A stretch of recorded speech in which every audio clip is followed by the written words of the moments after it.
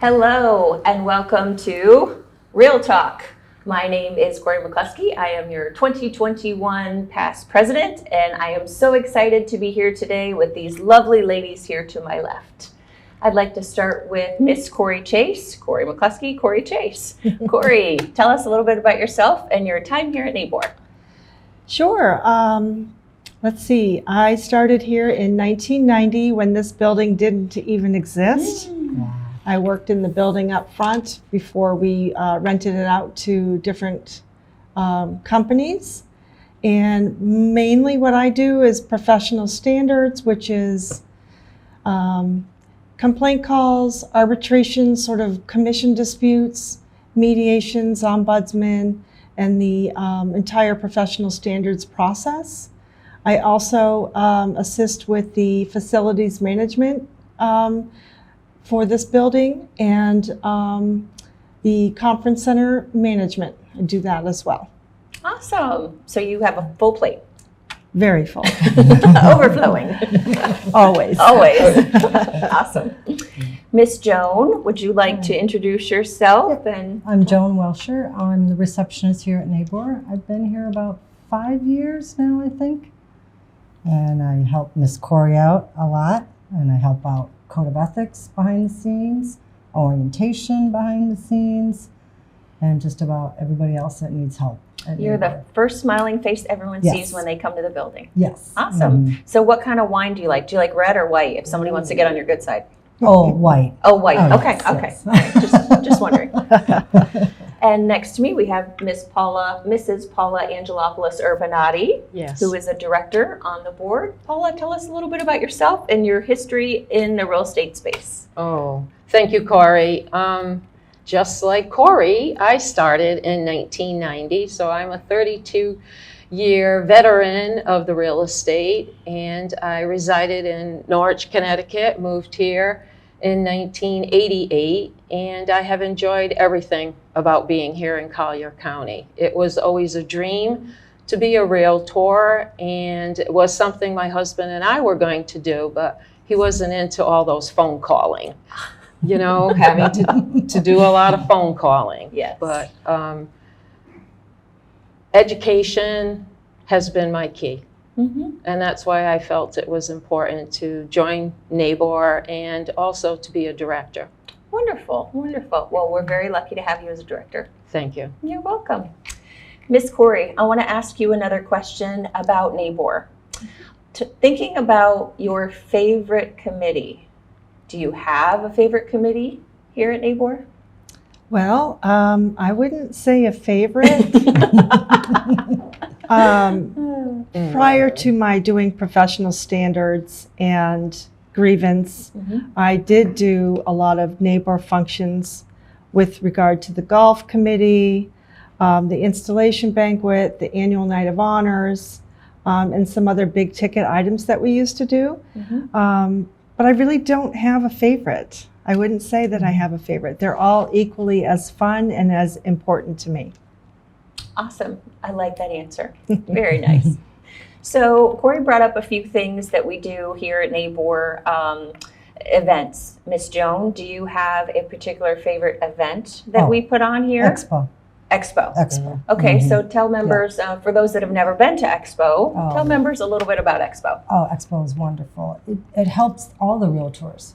I mean, they can communicate with all the affiliate members. I mean, from every aspect of the housing to a plumber to electrician to whatever their needs are, whatever a member's needs is.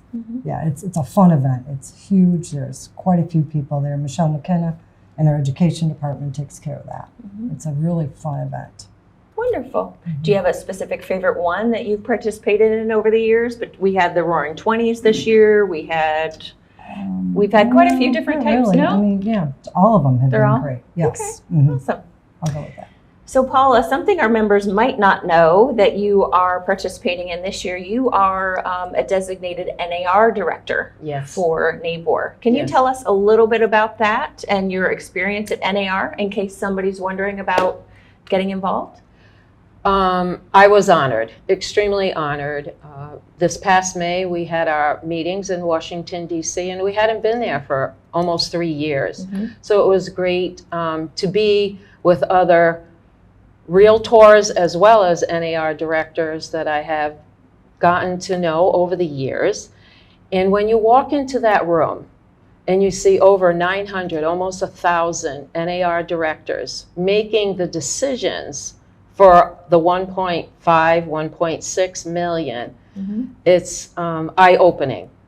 The decisions that we have to make, do we cut dues? How do we handle lawsuits? How do we embrace other members? How do we make education important? And all of these things all wrapped up in one. But what was the most special part about it is we are the United States of America. When we started opening up the ceremony, everyone walked in with a flag, the red, white, and blue. And we sang together, Old Glory, and how important it was to be there in Washington, D.C. It was outstanding. That's Thank wonderful. Absolutely.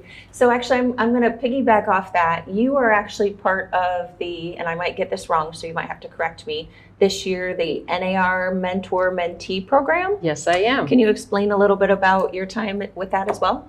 Florida is amazing. Florida Realtors is amazing. And they started, I believe, maybe 8-10 years ago to help realtors that have the opportunity to be an NAR director, to get them to embrace, to get to recognize who the president, who the staff is, who are the leadership, who are the movers and the shakers in NAR.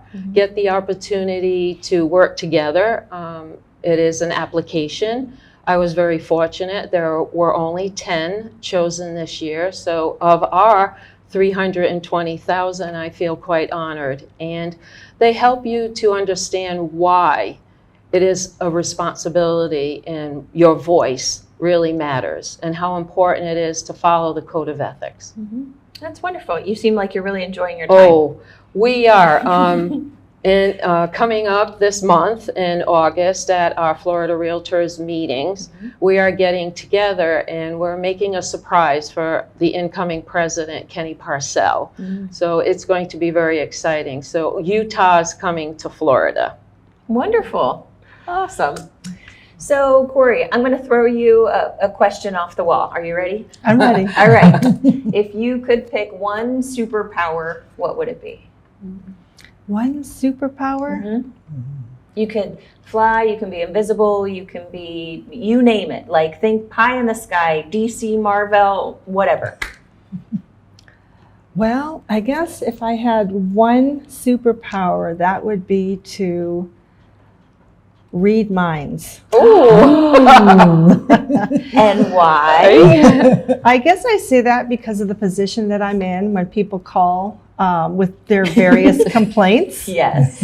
It's a very, I guess I have to be very patient, which I am. I will say I'm very patient when I have to listen to all of these complaints, but they talk in circles, they repeat themselves, and trying to get to the bottom of what the call is about sometimes can be difficult. We eventually get there, but if I could read minds when I get these types of calls, I think that would be helpful to the caller because they're calling me very upset usually. Yep. But I guess that's the answer. Oh, I love it. I love it. That's good to know. We can just walk around with little bubbles over our head, and then you can.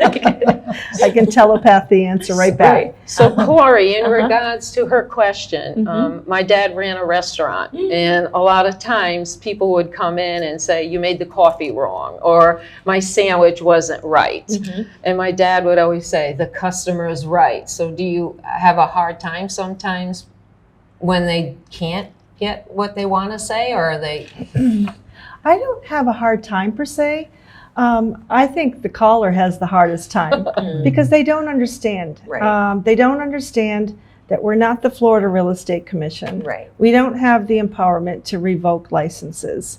We have a set guideline handed down by the National Association of Realtors for sanctioning guidelines, what could happen to a realtor if they are found in violation of one or more articles of the code. And I think sometimes too, when I get these calls, it's not really in line with necessarily a potential violation of the code. More so, maybe you should call the sheriff's office if something got stolen from your Gotcha. property, or maybe you should contact an attorney, because I'm certainly not an attorney and I can't offer legal advice. I can only speak to the Professional Standards Code of Ethics and Arbitration Manual. Not frustrating for me at all, but trying to relay what we are here for to especially the members of the public is sometimes challenging. I can imagine I that. agree. Mhm, absolutely. We're gonna circle back to that in a little bit. Miss Joan, do you consider yourself an introvert or an extrovert? Extrovert. Okay, There we go. all right. People person. People person. When I want to be. No. Okay, that's awesome. Paula, where's your favorite place on earth? My favorite place on earth is wherever my family is, wherever I can be with them and enjoy. Yep. And recently, today, as a matter of fact, I made a post on Facebook just asking other people what was their joy, because it is the beginning of summer and you had the opportunity to be together with family and friends, and what brought them together. Because sometimes you could be, I love Greece, that I would love to go back to the islands, but if your family is not with you, it's not as important. Right. Yep. That's very sweet. So, Corie, circling back to what we were talking about a few minutes ago, if you could impart one piece of wisdom on every single NABOR member, what would that be? Know the code. Know the code. And can I add to that Please. just a little bit? Absolutely. Not only know the code, but educate your buyers and your sellers. What makes you stand out from a regular real estate licensee? And that would be by becoming voluntarily joining a local association and becoming a realtor. And what holds you to a higher standard than a regular real estate licensee, obviously, is that you agree to abide by the Realtor Code of Ethics. And I think that's such an important tool, if I were selling real estate, that I would share with every single buyer and seller that I worked with. Yeah. Wonderful. That is very true. I think that's tough at times for people to understand the difference between a licensee and a realtor. Yep. Absolutely. Yep. So we have something else coming up here in the next 2 months. We have a licensee deadline here, right? The end of September. September 30th. So some of our members have to do some continuing education. 14 hours, most of them, unless you're renewing for the first time. And that's usually, I think it's a 45 post 45 post. licensing. The 14 hours includes 3 hours of ethics and business practices, which NABOR accepts as compliance with your membership duty to take a code of ethics training class. You just have to forward us a copy of your certificates of completion, because the schools, nor does the state of Florida, communicate that information to us. If you take it here at NABOR, you're all set. But if you take it outside of NABOR, you need to forward us that certificate of completion. And you can forward it to ethics@nabor.com. Awesome. So there's a little plug there. Also, take continuing education at NABOR, and then you do less work, right? Yeah. And if I may share, Corie, Corie, you all know that if you sign up with the DBPR, the Department of Professional Regulations, you can go in there and find all of that information. So you're not bogging down Joan with a phone call that you could find out. Right. But yes. Absolutely. That's very important. So, Miss Joan, since you are on the front lines every day here at NABOR, what real estate topic could you talk about for hours on end? What's the most common phone call you get? Where do I pay my MLS fees and my membership dues? And what Where do you I tell go? them? Nabor.com. Nabor.com. Nabor.com, right in the home page. You just log in and your bill will pop right up for you. All right. Yeah, that's one of the biggest questions. Mm-hmm. So, Ms. Paula, as you have your finger on the pulse of what's happening, not only locally but nationally, where do you foresee the real estate industry going within the next 5 years? Ooh, that's a big challenge. Yes. Get out your crystal ball. Get out my crystal ball. First of all, we need more homes. You know, as we are growing, more and more real estate agents are becoming realtors and thinking this is the way. But where is the inventory? Where is that happening? Also, what is happening with the economy? You know what I mean? Can people really afford? I know we have some really great programs coming, and that's one of the things that I'm very proud of as a board of director, that we go to Tallahassee and we make those, help to make those decisions with Florida realtors and championing with our House of Representatives and our senators. And I don't know, I'm thinking, are we going to be in a building? Are we going to be more spread out? Where is technology going to take us? Robots are doing human things, visuals, all these different things. But I think in agreement with what everyone has shared today, I think the key to a lot of real estate is the education. That is my passion. Right. Absolutely. It's very good. You pulled that right off the cuff, Paula. I'm very proud of you. Miss Joan, a little more serious topic. If you had the power to correct one world issue, what would it be and why? Hunger. We need to feed the children, the school districts. It's very sad to see all that. Hunger. Yeah. Hunger is so important. Everyone needs to be fed. Yep. Good stuff.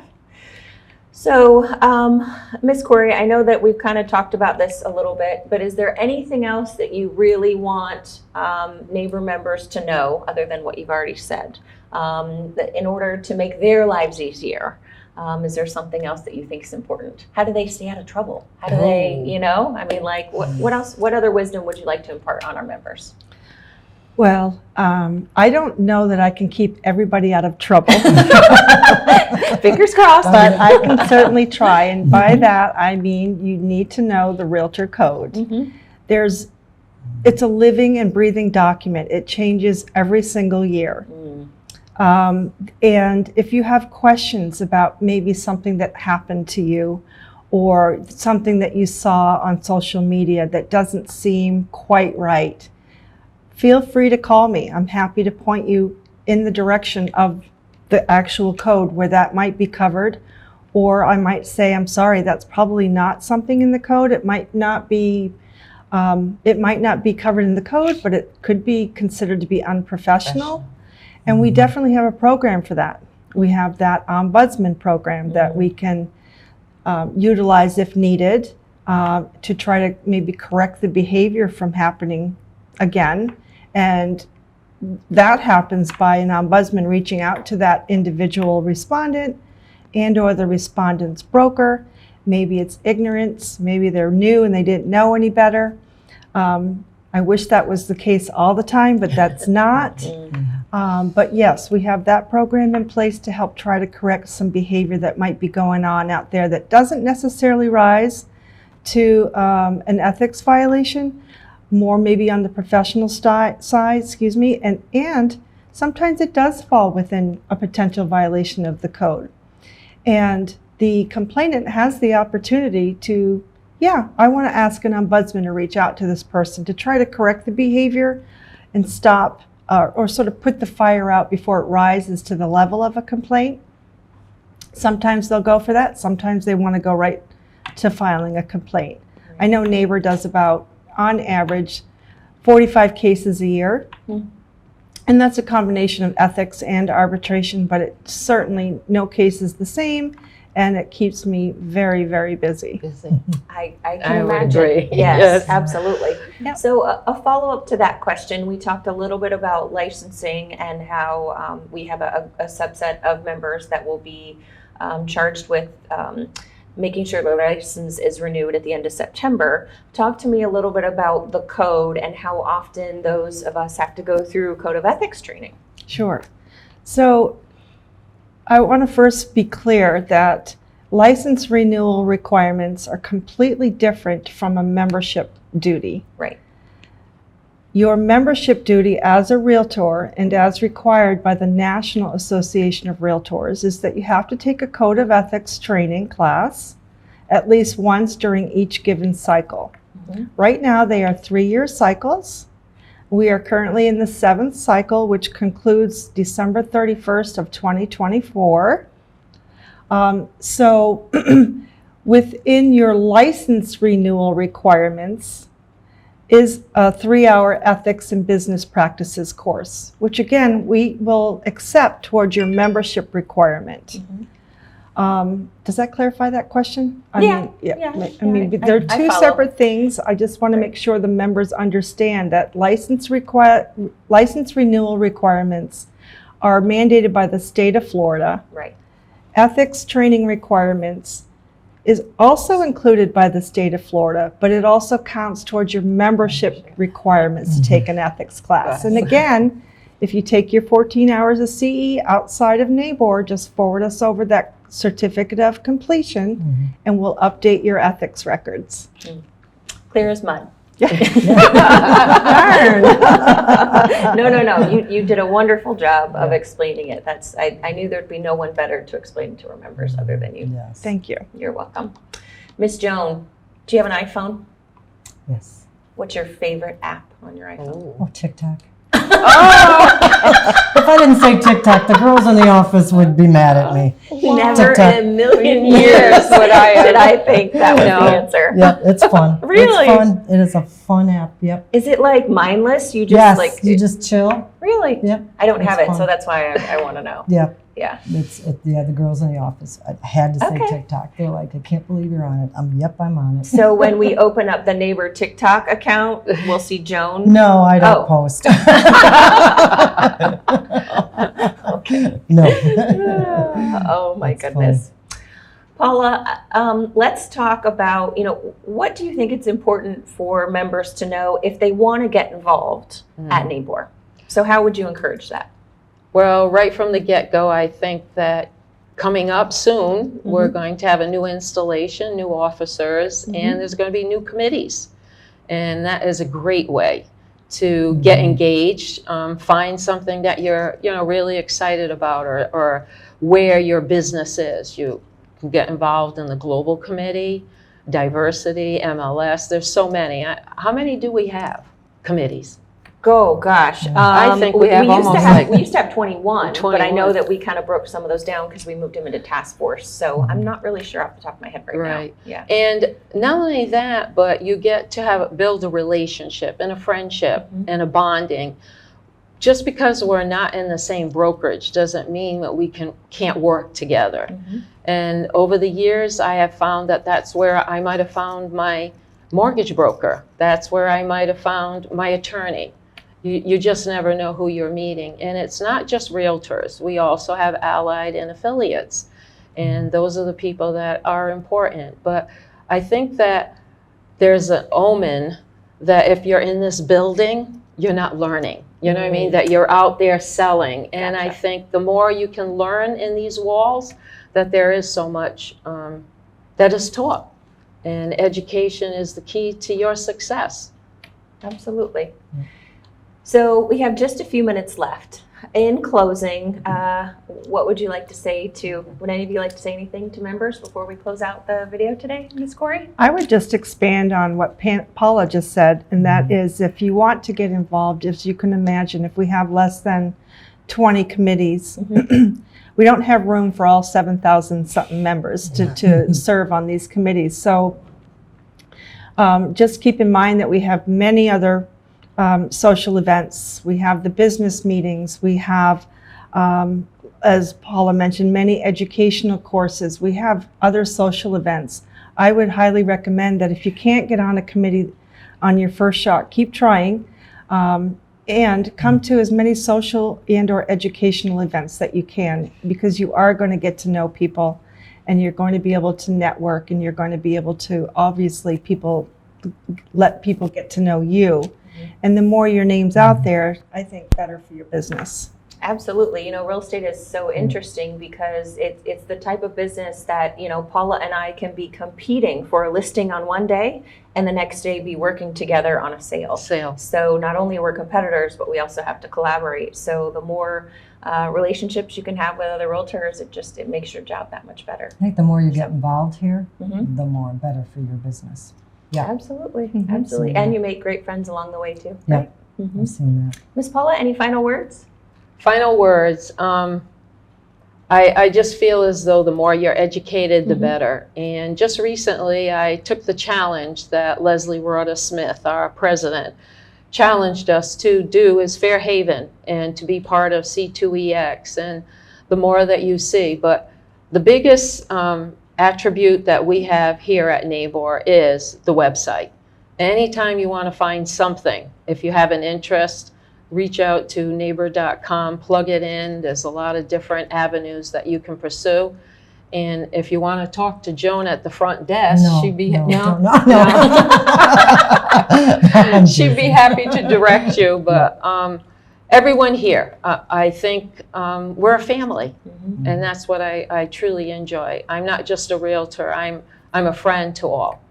Absolutely, and that's the perfect ending to this. I'm going to screw that up. You can refix that. Okay, thank you. We can fix that. Well, Paula, Joan, Corie, thank you so much for your time here today. Thanks, Corie. I hope it's been pretty painless.